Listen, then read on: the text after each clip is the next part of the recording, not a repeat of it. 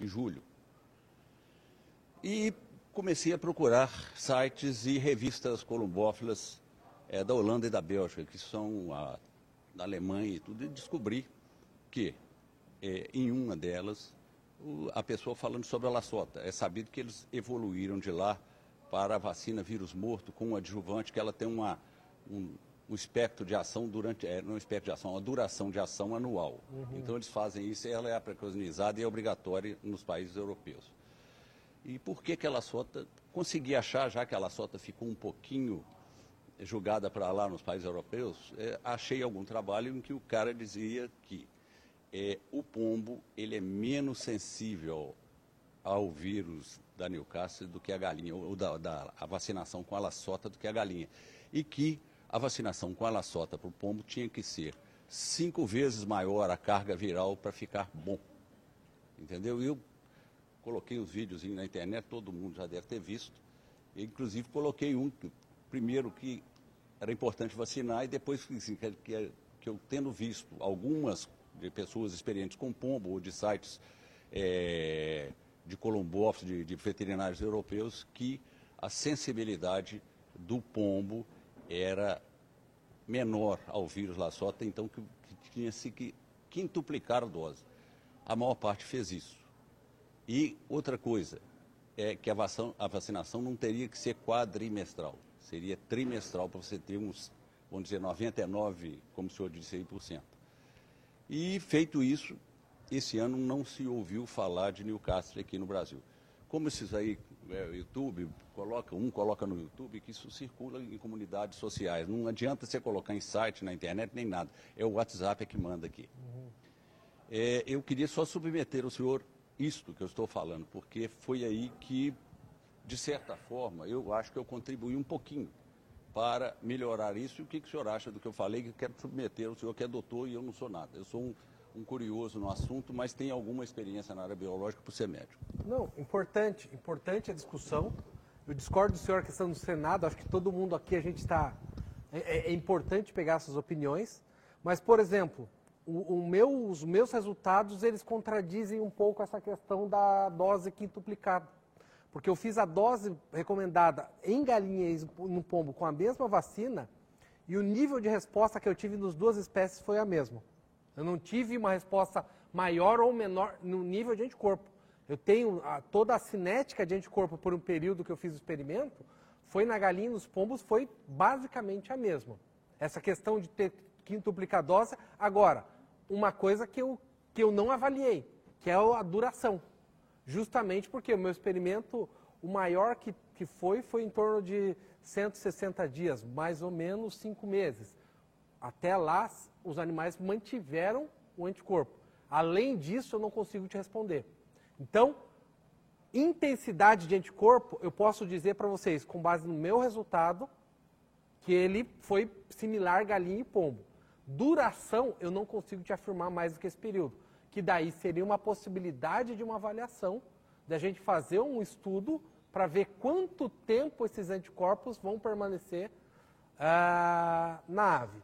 Outro ponto importante, conversando com uma grande amiga minha que trabalha na USP, com doença de aves, inclusive doença de aves silvestre, ela está dizendo que estão surgindo alguns outros agentes virais, como circovírus, como outros agentes. Não sei se pode estar relacionado ao pombo ou possa transmitir para o pombo. Mas está tendo problemas porque a grande questão é aquela. Muitas das coisas a gente acha que não tem porque nunca ninguém procurou. Quando você começa a procurar, você começa a achar. Tá? Então eu acho importante todo o debate em cima disso, e aí inclusive a minha sugestão de começar a estudar essas aves que morrem com esse torcicolo, estudar para ver o que pode estar causando isso daí, certo? Volto a dizer, com a minha experiência eu acho improvável uma cura da doença de Newcastle, sinal neurológico. Eu estou dizendo que é improvável, mas eu não estou dizendo, mas pode ser que o vírus teve uma nova mutação, que o vírus de RNA muta com uma velocidade relativamente rápida, que tem uma cepa que seja mesogênica, que seja lentogênica, que causa alguma coisa, precisa avaliar. apenas com dados, como se diz, observacionais, fica difícil de a gente saber efetivamente o que está causando isso. Então pode ser algum outro patógeno que não necessariamente o Newcastle. E aí me coloco também à disposição para a gente tentar avaliar. Outro ponto importante, já que o senhor comentou isso, acho interessante também a gente ter bastante cuidado com dados internacionais.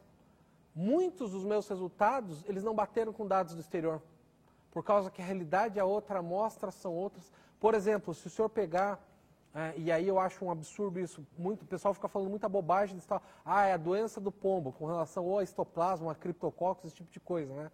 Equivocadamente falando.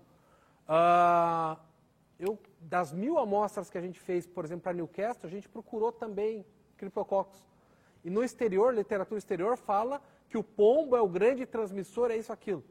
Não conseguimos isolar a cripto de nenhuma ave.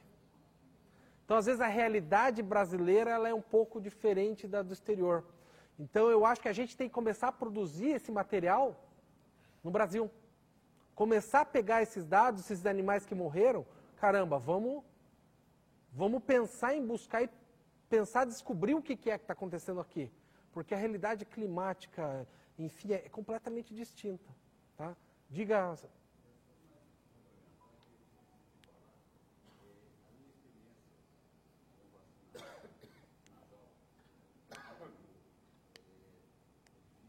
Uhum.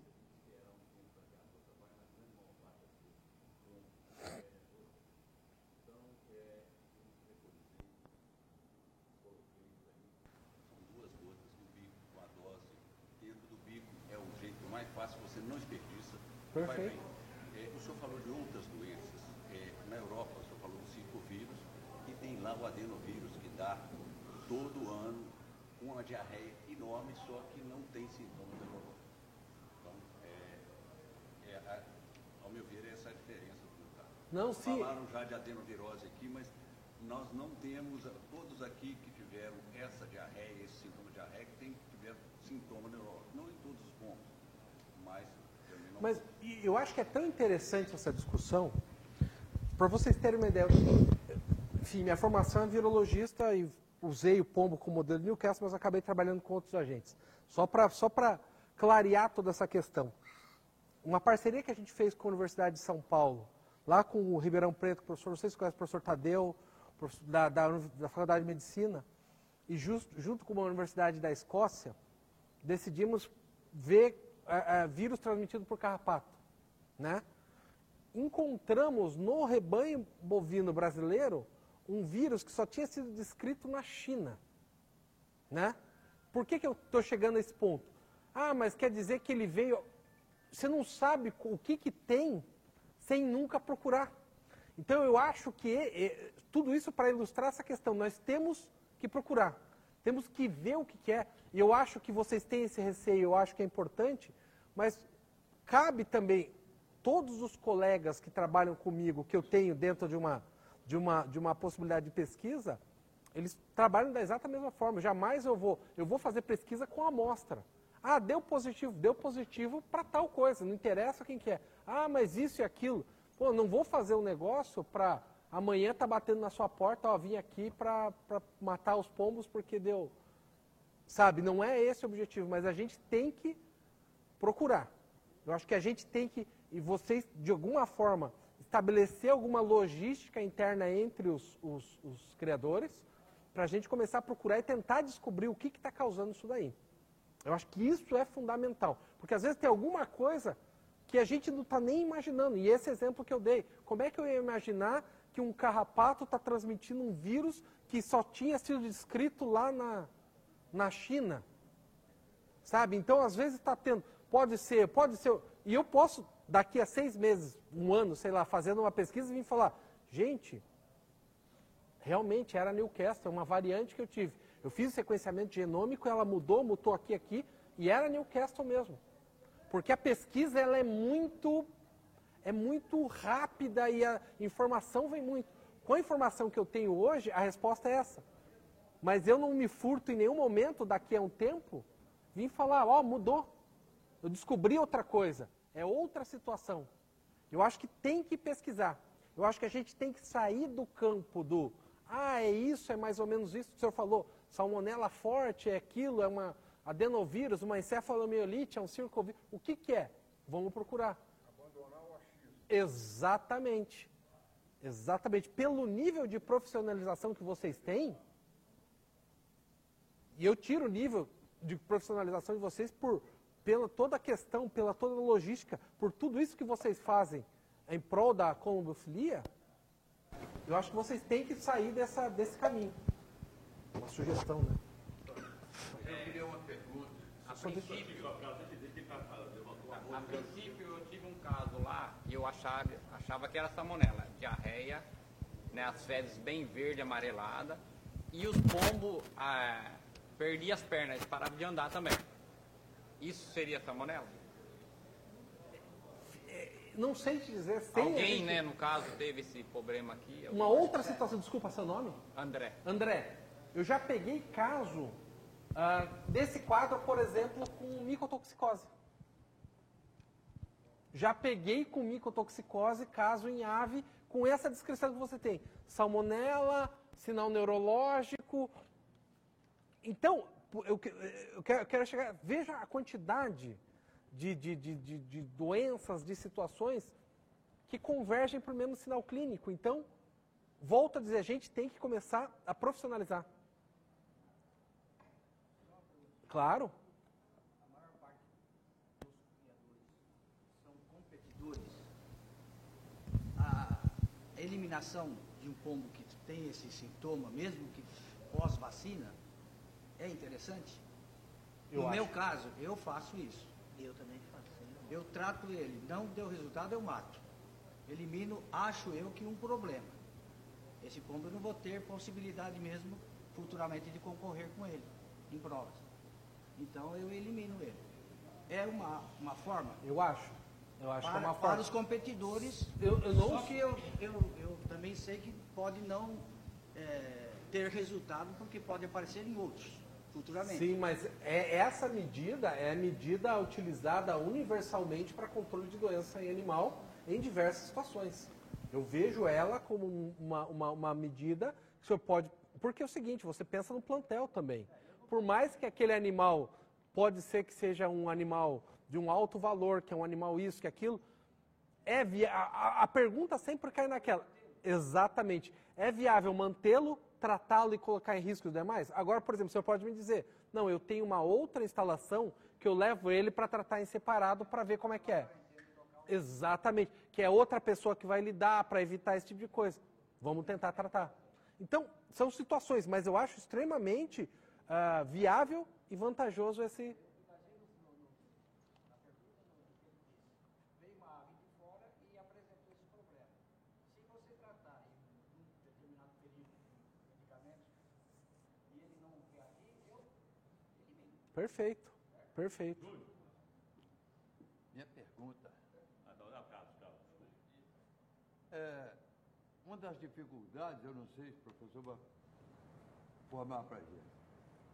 Eu me lembro que quando levava aves para fazer necrópsia na escola de veterinária e para tirar o sangue, era tirado do coração. A agulha perfurava e ali fazia sangria. No caso dos pombos, isso aí elimina o pombo. Né? Existe outro método? Nossa, É? todas as minhas aves, eu retirava sangue da asa, ela ficava um hematoma 72 horas depois a ave cicatrizava, estava beleza. Eu nunca tirei sangue do coração de pombo. Eu tirava com seringa de 3 ml, agulha de insulina, eu cheguei a tirar 5 ml do pombo da veia da asa, tranquilamente, e sem dano nenhuma, eu não perdi nenhuma ave por problema de colheita, de amostra. Eu sempre tirei da ave, por quê? Porque eu tive uma longevidade de experimento, as aves não podiam morrer por causa da colheita, então elas eram retiradas, então, só que é óbvio que também é prática e treinamento. As primeiras eu me bati, até conseguir. Tem gente, eu não usava isso, tem gente que entorta a ponta da agulha, mas com agulha de insulina e seringa de 3 ml,